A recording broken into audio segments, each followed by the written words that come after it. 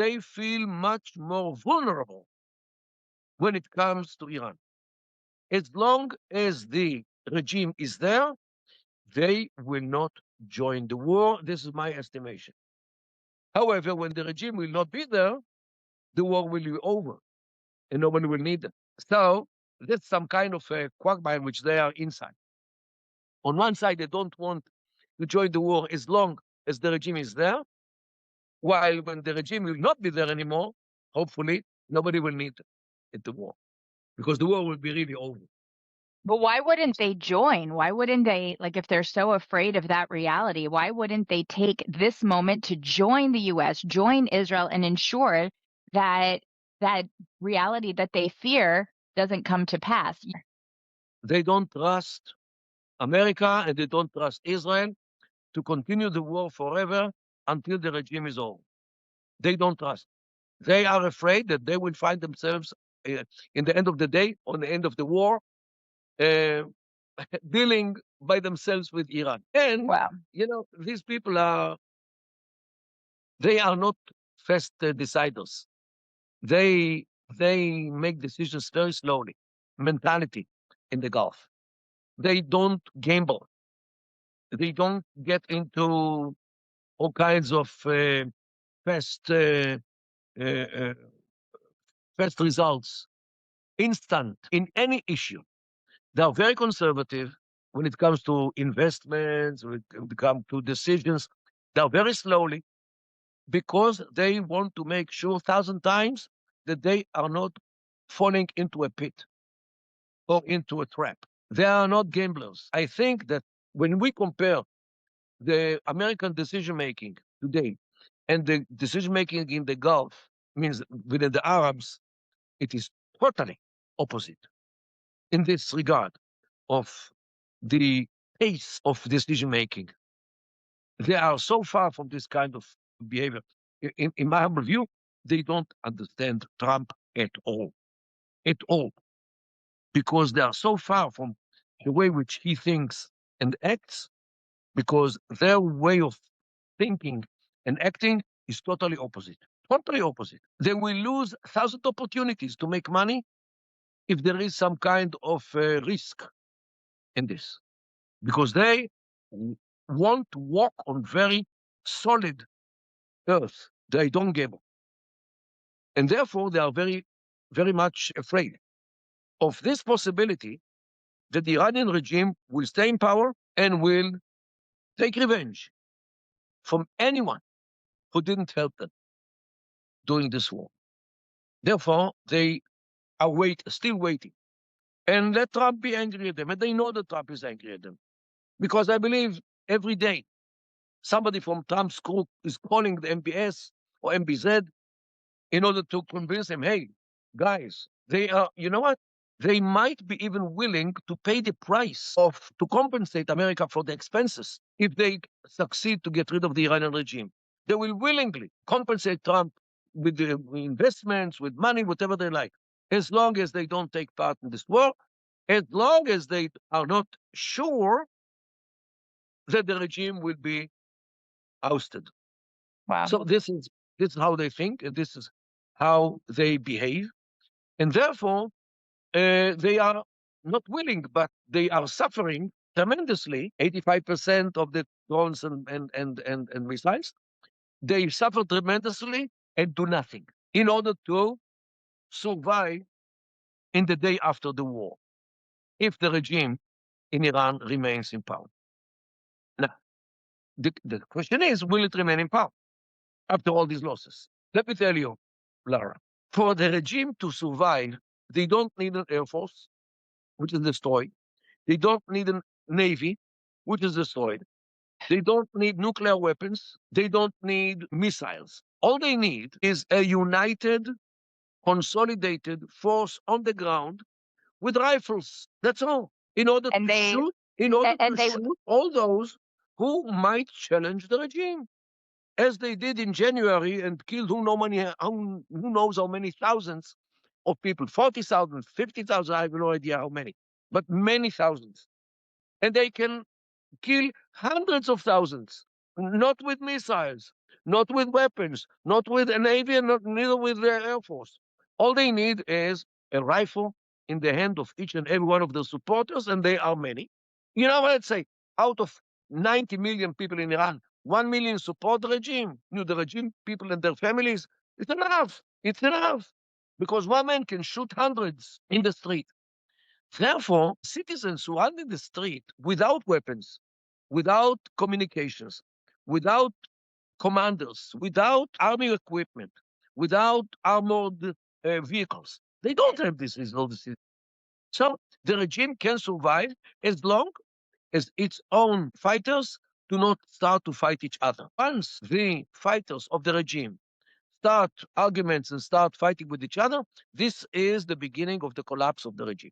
If people defect, it is not good for the regime, but yet one who defected is not there. He is a problem if he defected with a weapon, and now he will join the people in the street to shoot the security organizations, the Basij and the Revolutionary Guard. Only if enough people defect with the weapons and start fighting their friends until yesterday in the Basij and the Revolutionary Guard, only then you can talk about the beginning of the crack in the dam of the regime.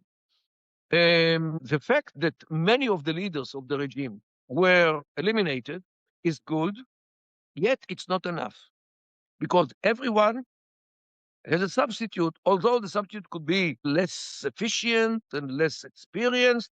Yes, but as long as they have the permission to kill in the street as many people as they want, they will win, although they are not that skilled in killing. So instead of killing 1,000, they will kill 800. Is it better? So what I mean is the, the sustainability of the regime is not directly connected to all these Air Force and Navy, because Air Force, Navy, and missiles are meant to deter or to fight other countries like Israel, Saudi Arabia, Europe, or Diego Garcia. The weapons in the street are different, are the rifles. And if they stay with the rifles, they will sustain. However, and here comes the however, how can we create a revolt inside Iran? There are some militias in Iran, clandestine militias, which belong to the Kurdish minority in the north, in the northwest of Iran, and the Baluchis in the south. Baluchis and Kurds are Sunni Muslims.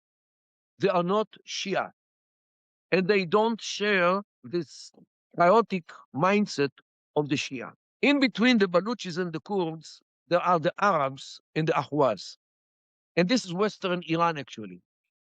Kurds in the north, Arabs in the center, and Baluchis in the south. All the oil and gas sources of Iran are in this western strip. And there are militias, armed, organized. If Israel and the United States of America give an aerial umbrella to these militias, they can attack the Revolutionary Guard bases and camps in order to either to kill them or to chase them out and to take over this strip of Western Iran. If they succeed, Tehran, means the Persian part of Iran, will have no source of income.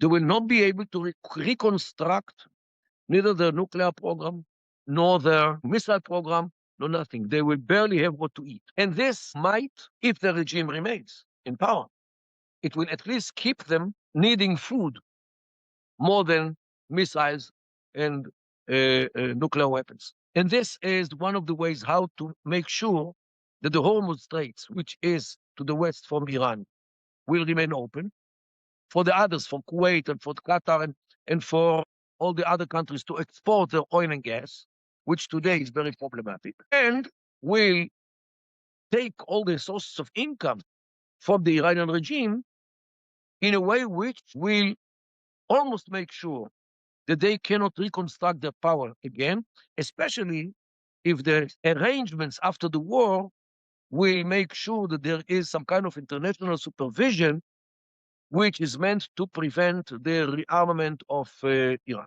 So this is, in my humble view, the way forward in order to take advantage of the achievements of this war in a way which, even if the regime remains in power, it will not be able to take revenge from the Arab countries or any other country in the world if the world remains, let's say, with open-eyed when it comes to Iran to understand this mullah regime, their motivations, and their mindset. The only question is if the world is willing to learn about these things and to adopt these kind of solutions, which will make impossible for the Iranian regime of today to get back to the power which they had until the war. To sum, the war so far achieved a lot, which a month ago was viewed as totally impossible. The United States and Israel did an excellent job, way before the timetable, which was planned. Even the numbers of casualties inside Israel, and I'm fully aware of what happened last night in Dimona and in Arad, the number of casualties in Israel is so far, thank God, very, very low compared to the estimations from the beginning. The number of missiles which are thwarted in the air or above the air is very high. Yet they succeed once in a while to penetrate the Israeli defense systems, no doubt. Arab countries suffer, no doubt. Many of them blame Israel and the United States, no doubt. However, with all these prices which Israel and the United States are paying, the achievements of this war are and will be way beyond what we expected before the war. The combination of these achievements will be a regime change. And Israel and the United States, in my humble view, should continue the war until these mullahs are, as far as possible, on any decision-making center. If you have a 401k or an IRA, please listen. Gold is at record highs. What many people don't know is this: you can move part of your retirement money legally and without tax penalties into physical gold you actually own. Alpha Omega Gold helps you do this through a gold IRA. Your gold is real. It is stored safely. It is in your name. Learn more at ao.gold/stand. Alpha Omega Gold is our sponsor, and they proudly stand with Israel.